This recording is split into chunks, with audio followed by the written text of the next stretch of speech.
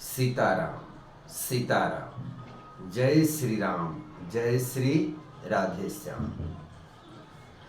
जय जय श्री राधा रमन, जय जय नवल किशोर, जय गोपी चित चोर प्रभु, जय जय माखन चोर।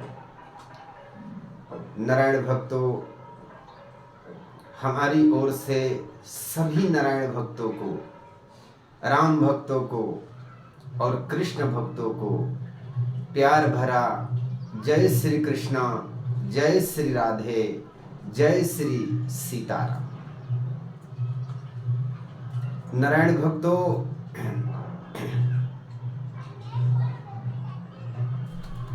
हमारे महापुरुष कहते हैं, हमारे संत कहते हैं, हमारे वेद कहते हैं कि सबसे उत्तम यदि प्रभु का पास जाने का या प्रभु में मन को रिझाने का सुगम मार्ग यदि कुछ है या कोई है तो है नाम की महिमा। हमारे महापुरुषों ने, हमारे संतों ने, हमारे वेदों ने नाम की महिमा की बहुत बड़ी उपाधि दी है। कहते हैं कि ये वो महामंत्र है, ये वो हमारे भक्ति की सीढ़ी है, जिस सीढ़ी की वजह,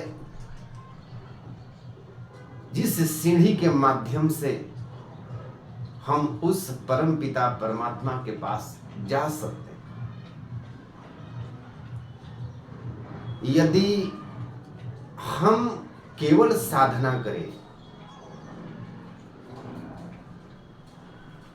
और यदि नाम जप ना करें तो भक्ति तो हमारी होती है, पर वो गहनता भक्ति नहीं है, वो गहराई की भक्ति नहीं है। आज जब तक गहराई में डूबोगे नहीं, जब तक गहराई में आप जाओगे नहीं,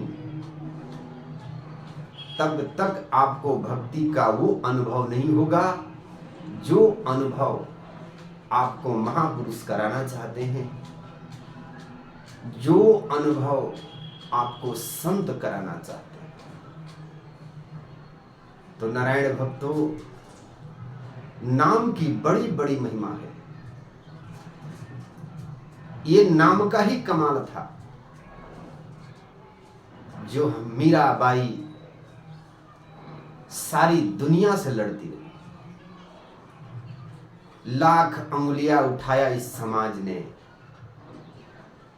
लाख कीचड़ उछाले, लाख बुराइयां की, ये दुनिया वाले किए और उनके परिवार वाले भी किए, लेकिन ये नाम की महिमा थी, ये नाम की शक्ति थी कि कभी अपने आप को ना दुनिया वाले के सामने झुकी और ना ही समाज के सामने झुकी और ना ही अपने परिवार वालों के सामने में झुकी। डट करके उन्होंने गोविंद का भक्ति किया। कहने दो, यदि आपको कोई बुरा कहता है, यदि आपके ऊपर कोई अप्रोच लगाता है, तो उसको लगाने दो, उसको कहने दो। आप अपने कर्मों से विमुख मत होना। आगे बढ़ते ही रहना, आगे बढ़ते ही रहना। तो ये कब होता है? जब नाम जप करके, सत्संग करके, गुरु की कृपा पाके, जब हम भक्ति की उस गहराई में होते हैं जहां हमारा शरीर भले ही कमजोर पड़ गया हो, लेकिन आत्मा और मन अत्यंत बलवान हो जाता है। और जब हम गहराई के उस सागर में जब गोते लगाते हैं, तो फिर दुनिया में हमें कौन क्या कहता है, ये दुनिया वाले क्या कहते हैं, हमारे को कुछ सूझबूझ नहीं रहती। तो भक्ति को यदि हासिल किया जाए तो किस विधि से किया जाए कि उस गहराई में हम पहुंच सके। इन्हीं सब बातों को हमारे महापुरुषों ने सत्संग के माध्यम से, भजन के माध्यम से, पुराणों के माध्यम से हमें बताया है, सदियों से बताया है। लेकिन इस कलयुग में महत्व हम चमत्कार को विशेष देते हैं। और नारायण भक्तों, सच यदि आपसे कहा जाए तो चमत्कार कुछ नहीं होता है। केवल एक ही चमत्कार है, मन से चिंतन करके देखना। ये जो मानव शरीर हमें परमात्मा ने प्रदान किया है ना, ये जो शरीर हमें मिला है ना, यही सबसे बड़ा चमत्कार है। हमने पहले भी आपसे कहा है, यदि आप अपने जीवन में सुखी रहना चाहते हो, संपन्न रहना चाहते हो, तो सबसे पहले अपने कर्मों को सुधारें। ऐसा बिल्कुल मत सोचना कि आप किसी भी धाम में चले जाएंगे और आप अपने कर्मों को नहीं सुधारेंगे तो आप जो चाहेंगे वो हो जाएगा। बिल्कुल नहीं। अगर नारायण भक्तों ऐसा अगर सोचते हैं, अगर आपके मस्तिष्क में ऐसे प्रश्न उत्पन्न होते हैं, तो ये दुख का कारण होता है। हमारे ही किए हुए कुछ कर्मों का फल ही हमें जब परमात्मा देता है, तो फिर हम इधर उधर धामों में जाकर के भटकते रहते हैं। कभी इस धाम, कभी उस धाम, कभी यहाँ, कभी वहाँ। यदि मनुष्य थोड़ी सी गहराई चिंतन में बैठ जाए और उस विषय के बारे में, उस संकट के निवारण के बारे में यदि अपने भीतर में अगर वो खोजने लगे, अपने कर्मों को थोड़ी सुधार ले, तो ये मेरा विश्वास है कि फिर आपको किसी धाम में जाने की जरूरत नहीं पड़ेगी। धाम में जाओ, धाम में तो बहुत अच्छी बात है, जाना चाहिए व्यक्ति को, लेकिन किस लिए? पुण्य कमाने के लिए। अरे धाम में जाना कैसे चाहिए, पहले ये तो जान लो। हम गंगा स्नान को जाते हैं, बहुत अच्छी बात है। मैं तो ये कहूँगा कि गंगा स्नान प्रत्येक व्यक्ति को करनी चाहिए। लेकिन यदि गंगा स्नान के लिए तीर्थ में जब हम पद यात्रा करना आरंभ कर देते हैं, प्रारंभ कर देते हैं, तो शास्त्रों का ये कहना है महापुरुषों का ये मानना है कि हमें किसी भी व्यक्ति का निंदा नहीं करनी चाहिए, हमें किसी की निंदा नहीं सुननी चाहिए। यदि आप निंदा ना करेंगे, किसी की निंदा ना सुनेंगे और हर हर गंगे के मन में मंत्र उच्चारण करते हुए यदि गंगा स्नान करते हैं तो कहते हैं कि आपकी गंगा स्नान सफल हो जाती है, आपकी मनोकामना पूर्ण हो जाती है। आपका गंगा स्नान करते समय जो पितरों के नाम से आप जल देते हैं वो पितर के द्वार, वो पितृ लोक तक पहुंच जाती है और पितृ प्रसन्न होकर के बड़ी आशीर्वाद देते हैं, सदा सुखी होने का आशीर्वाद देते हैं। पुत्रवान नहीं है तो पुत्र प्राप्ति का आपको आशीर्वाद देते हैं और वही आशीर्वाद हमें लग जाती है। लेकिन यदि हम गंगा स्नान करने जाते हैं या किसी विशेष धाम में यदि हम जा रहे हैं और यदि किसी का हमने निंदा करना शुरू किया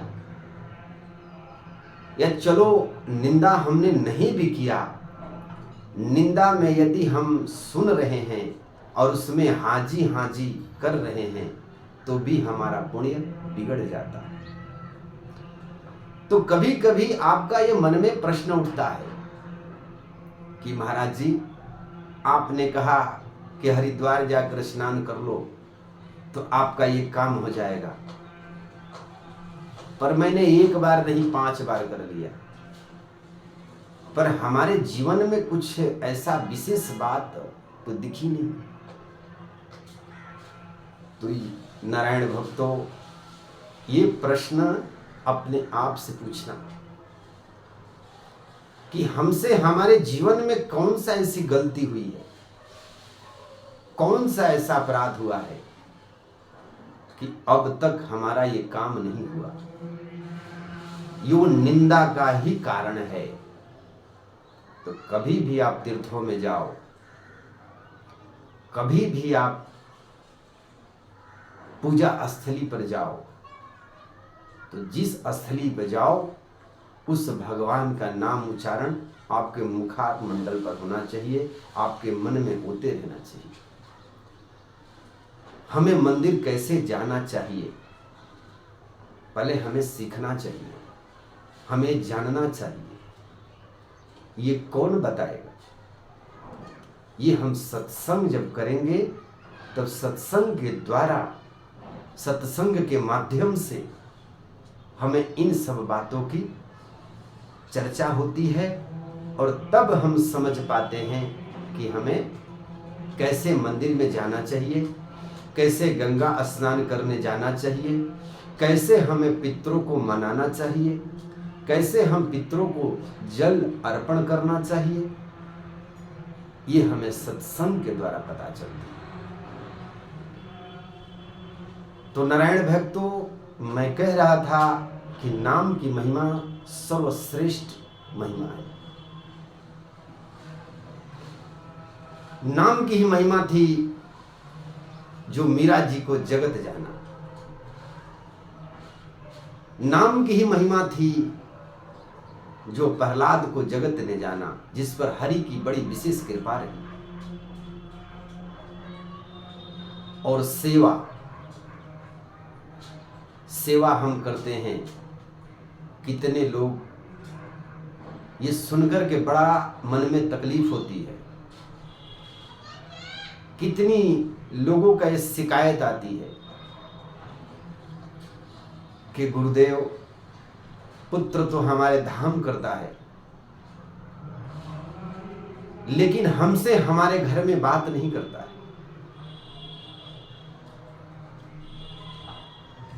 तो मैं उन्हें एक संदेश देना चाहता हूं नारायण भक्तों, यदि आपने चारों धाम कर लिया,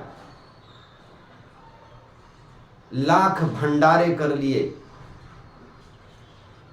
लाख यज्ञ करा लिया, लेकिन आपके कारण माता पिता के आंखों में यदि आंसू आ जाता है तो सब किए कराए पर पानी फिर जाता है, सब पुण्य खत्म हो जाते हैं। यदि आपके कारण उनके आंखों में आंसू आते हैं तो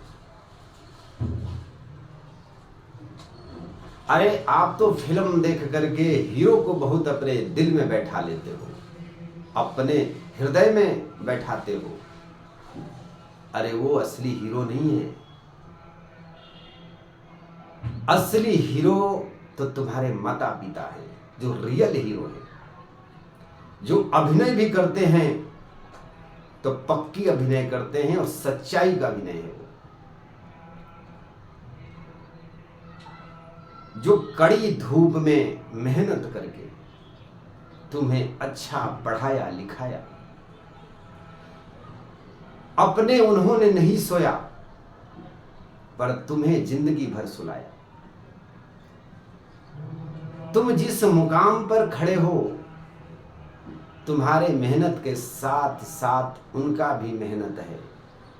इन बातों को मत भूलना। अरे फिल्म देखोगे तो चरित्र बिगड़ते हैं, वासना बढ़ती है हमारे मन के भीतर। लेकिन माता पिता की सेवा करोगे तो मन के भीतर उपासना बढ़ती है, भक्ति बढ़ती है,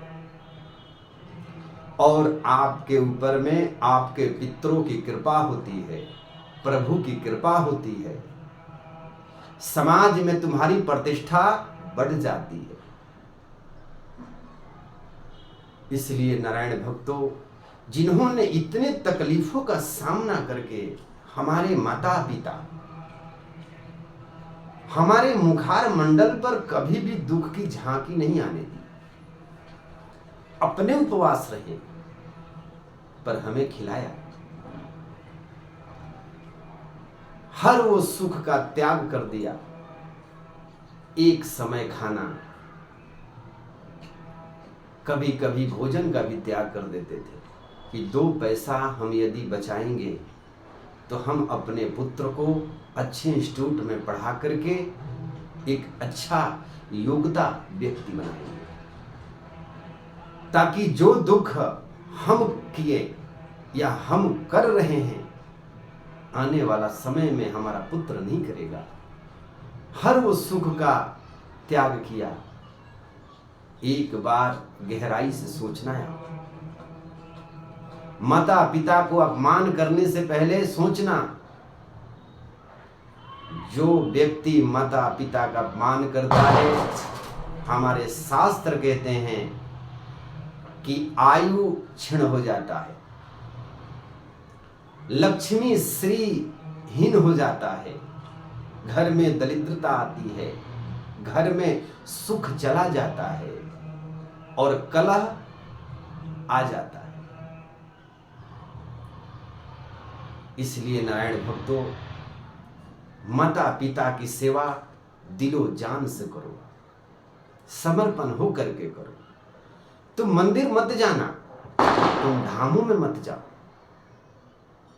लेकिन माता पिता की सेवा यदि आपने समर्पण भाव से कर लिया तो ये लिख लेना अपने जीवन में कि आपके घर स्वयं परमात्मा चल के आएंगे। आपके घर साधु संत स्वयं चल करके आएंगे, वो परमात्मा भेजेगा। क्योंकि वो ईश्वर कैसा है किसने देखा, और हम अपने कर्मों को देख करके उतनी साधना नहीं कर सकते, उतनी उपासना नहीं कर सकते। लेकिन अगर परमात्मा होगा भी तो हमारे इसी माता पिता की तरह होगा। इसलिए माता पिता की आंखों में कभी आंसू मत आने देना। अगर जीवन में सुखी रहना चाहते हो, निरोग रहना चाहते हो और व्यापार में उन्नति करना चाहते हो, माता पिता की सेवा करो, सत्संग करो, और नाम की महिमा ये क्या कहना, नाम जप जरूर करना, चाहे जिस भी भगवान में आपकी श्रद्धा हो। नाम की महिमा अत्यंत अपरंपार है और इस भवसागर से पार होने के लिए इस कलयुग में नाम का ही आधार है और नाम ही नौका है जिस पर हम सवार होकर के उस भवसागर से पार होंगे। जय श्री कृष्णा, जय श्री राधे, जय श्री राधे श्याम। श्रीमन नारायण नारायण नारायण, लक्ष्मी नारायण नारायण नारायण।